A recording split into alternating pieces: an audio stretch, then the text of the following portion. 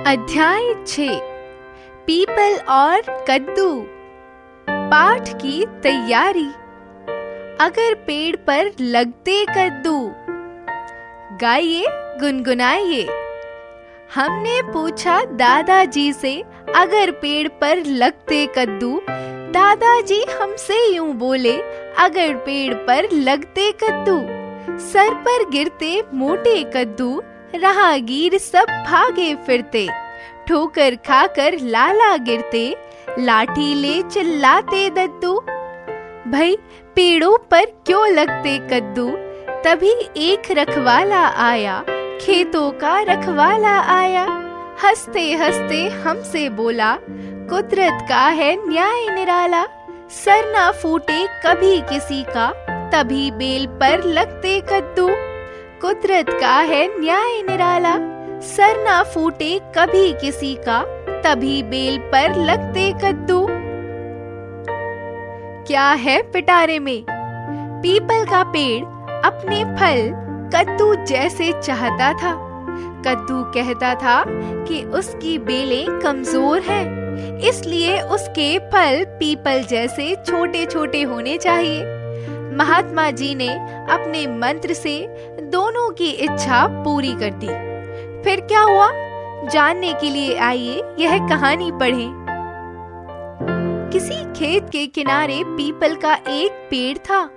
खेत में कद्दू की बेलें थी, जिनमें मोटे और बड़े बड़े ढेरों कद्दू लगे हुए थे। पीपल और कद्दुओं में जान पहचान हो गई। एक दिन पीपल बहुत उदास था। उसे देखकर एक कद्दू ने पूछा, पीपल भैया आप क्यों इतने उदास हो। पीपल बोला, मैं इसलिए उदास हूँ कि मैं इतना विशाल हूँ, पर मेरे फल बहुत छोटे छोटे हैं। मुझे खुद से घृणा हो गई है। बात तो तुम ठीक कह रहे हो पीपल भैया, हमें ही देख लो, हम इतने मोटे और बड़े हैं। हमारी बेल बिल्कुल कमजोर। हमें तो आप जैसे पेड़ों का फल होना चाहिए था। कद्दू ने दुखी स्वर में कहा। पीपल बोला, काश तुम मेरी शाखाओं पर लटके होते और मेरे ये नन्हे नन्हे फल तुम्हारी बेलों पर। एक महात्मा जी वहां से गुजर रहे थे। उन्होंने कद्दू और पीपल की बातचीत सुन ली। वे पीपल से बोले, सुनो पीपल, ईश्वर ने हर पेड़ पौधे जीव जंतु को बहुत सोच समझ कर बनाया है। इसमें हम सबकी भलाई छिपी रहती है। कैसी भलाई महाराज। कम से कम आकार और कद काठी का तो ईश्वर ने ध्यान रखा होता। कद्दू बोला, भलाई वलाई कुछ नहीं महाराज, यह तो ईश्वर का अन्याय है। नहीं कद्दू, ऐसा मत सोचो। ईश्वर किसी का बुरा नहीं कर सकता, महात्मा जी ने कद्दू से कहा। पीपल ने महात्मा जी की बातें सुनकर कहा, महाराज आप तो ईश्वर के उपासक हैं। आप हमें ऐसा वरदान क्यों नहीं दे देते जिससे मेरी शाखाओं पर कद्दू लटक जाए और मेरे फल इन बेलों पर लग जाए। वरदान तो मैं दे सकता हूँ, पर ईश्वर की बनाई चीजों को बदलने से हानि भी हो सकती है। महात्मा जी ने समझाया, महाराज हमारी हानि की चिंता मत कीजिए, आप तो बस हमें वरदान दे दीजिए।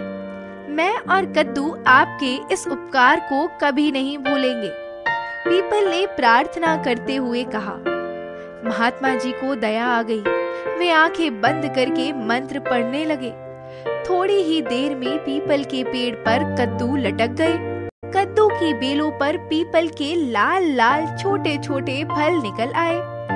अब पीपल और कद्दू दोनों बहुत खुश हुए थे। उन्होंने महात्मा जी को धन्यवाद दिया। महात्मा जी चले गए। दूसरे दिन जब किसान वहां आया तो उसे बड़ा आश्चर्य हुआ। उसने सोचा कि फसल खराब हो गई है। उसने सारी बेलें उखाड़ दी।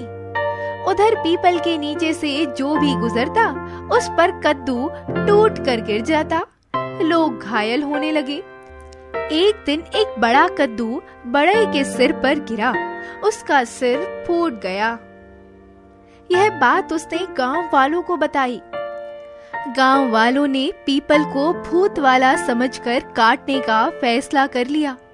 अगले दिन बढ़ई अपने कुछ साथियों के साथ आया और पीपल को काटने लगा। पीपल बुरी तरह डर गया।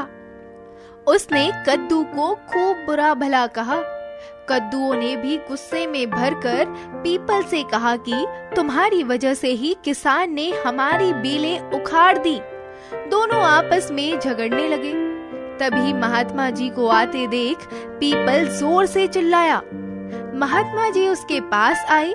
पीपल रुआसा होकर बोला, महाराज मेरी जान बचाओ, ये लोग मुझे काट रहे हैं। महात्मा जी बोले, मैंने तो पहले ही कहा था कि ईश्वर की बनाई चीजों के साथ छेड़छाड़ ठीक नहीं।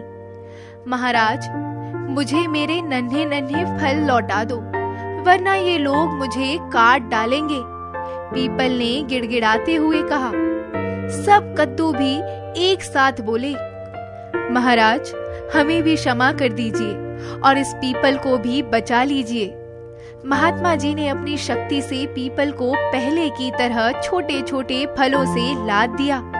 कद्दू की बेलें भी फिर से खेत में छा गईं।